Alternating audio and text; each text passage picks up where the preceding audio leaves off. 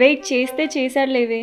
అయినా అబ్బాయిలను వెయిట్ చేస్తే చూడ్డానికి క్యూట్గా ఉంటుంది. సరే సరే వెళ్ళు, మరి అంత లేట్ చేయకు. సరే నువ్వు ఫస్ట్ ఫోన్ పెట్టు, నేను వెళ్తున్నా.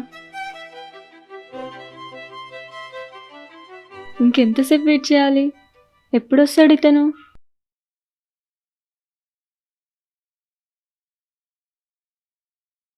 హాయ్, మీరు శ్రావణి కదా? మీరు సుబ్బువా? అవును. ఏంటి ఎంతసేపు టైం పడుతుంది? మీరేమైనా అమ్మాయా గంటలు గంటలు రెడీ అయ్యి రావడానికి? సారీ 1 అవర్ ముందే స్టార్ట్ అయ్యాను. మధ్యలో బైక్ ట్రబుల్ ఇచ్చింది, అందుకే లేట్ అయింది. సారీ, ఎక్కువసేపు వెయిట్ చేయించానా? సరే నో ప్రాబ్లం, కూర్చోండి. ఇంట్లో పెళ్లి చూపులు వద్దన్నారు.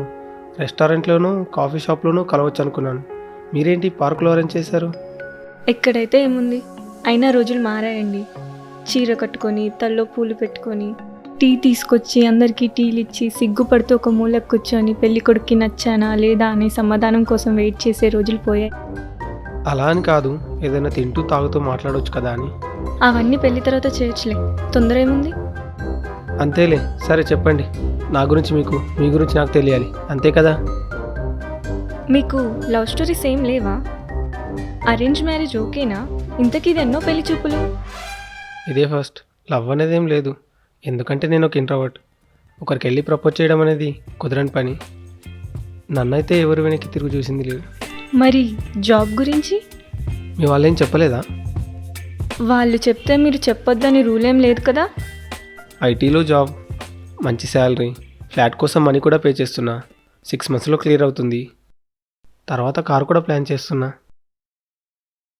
ఓకే, పెళ్లి తర్వాత జాబ్ చేస్తే ఓకే కదా మీకు? No problem. ఇండిపెండెంట్గా ఉండే అమ్మాయిలంటేనే నాకు ఇష్టం.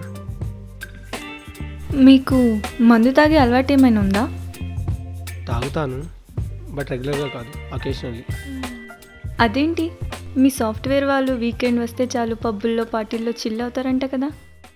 అందరూ కాదు, కొందరు మాత్రమే అలా ఉంటారు. ఇలాంటి అమ్మాయే కావాలని ఏమైనా ఎక్స్పెక్టేషన్స్ ఉన్నాయా? ఎడ్యుకేటెడ్ అయ్యుండి ఎలాంటి సిచ్యువేషన్లో అయినా మెచ్యూర్గా ఆలోచించి ప్రాబ్లమ్ సాల్వ్ చేసుకునే అమ్మాయి అయితే చాలు. మ్యారేజ్ తర్వాత పేరెంట్స్తో ఉంటారా, సింగిల్గానే ఉంటారా? ప్రజెంట్ జనరేషన్లో చాలామంది పిల్లలు వీఐపీలు కదా.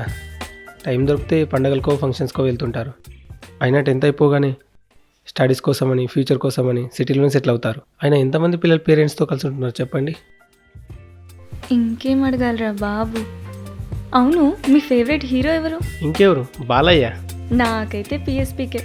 ఇద్దరి కాంబోలో మూవీ పడితే రికార్డ్స్ రివర్స్ అవ్వాల్సిందే. అన్స్టాపబులే.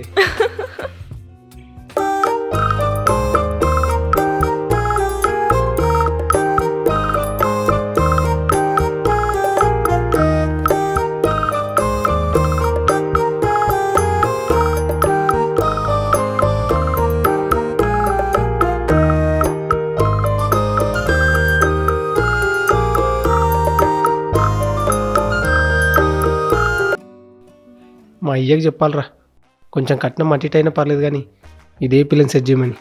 అది సరే కానీ అన్న, ఆ పిల్ల నీ లవ్ గురించి అడిగింది, నీ జాబ్ గురించి అడిగింది, మందు తాగుతావా లేదా అని కూడా అడిగింది, పెళ్లి తర్వాత ఫ్యామిలీతో కలిసి ఉంటావా లేక సింగిల్గా ఉంటావా అని కూడా అడిగింది. అన్ని అడుగుతుంటే నువ్వేమో టీచర్కి ఆన్సర్ చెప్పినట్టు అన్నిటికి సమాధానం చెప్పి ఒక్కటి కూడా అడగకుండా వచ్చినావు. కనీసం నువ్వేమైనా అడగాలి కదా నా పిల్ల గురించి. అరే మా అమ్మకి ఆ పిల్ల చిన్నప్పటి నుంచి తెలుసంటారా, అందుకే ఏం అడగలేదు. అయినా మా అమ్మ సెలక్షన్ ఎప్పుడు రాంగ్ ఉండదు. అట్లనా? అయితే చూద్దాంలే. ఆ పిల్ల నీకు నచ్చింది, ఆ పిల్లకు నువ్వు నచ్చినావో లేదో అదని అడిగినావా? మాటలో పడి మర్చిపోయాను రా. అట్లుంటుంది. గుడికి పోయి అభిషేకం చేయించి మొక్కడం మర్చిపోయి ఇంటికి వచ్చినట్టుంది. ఏందనేది? 1 second రా, కాల్ చేస్తా.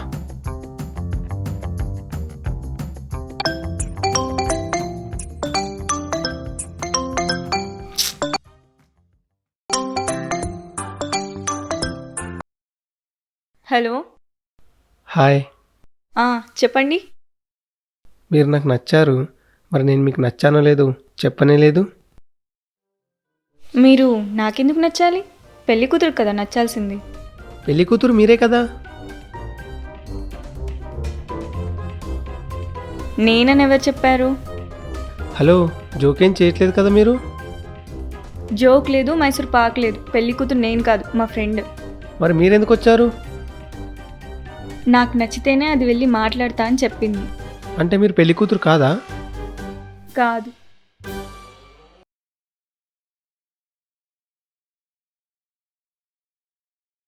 అరే పెళ్లి కూతురు ఈ పిల్ల కాదంటారా? ఏ నీ అవ్వ ఏందనేది, ఆ పిల్లని పిచ్చోని చేసి ఆడుకుంటుంది పా. ఏదైతే అదైందిరా, నాకు ఈ అమ్మాయి నచ్చింది. నీ కర్మ, నీ సావు నువ్వు సావు, నేను పోతున్నా.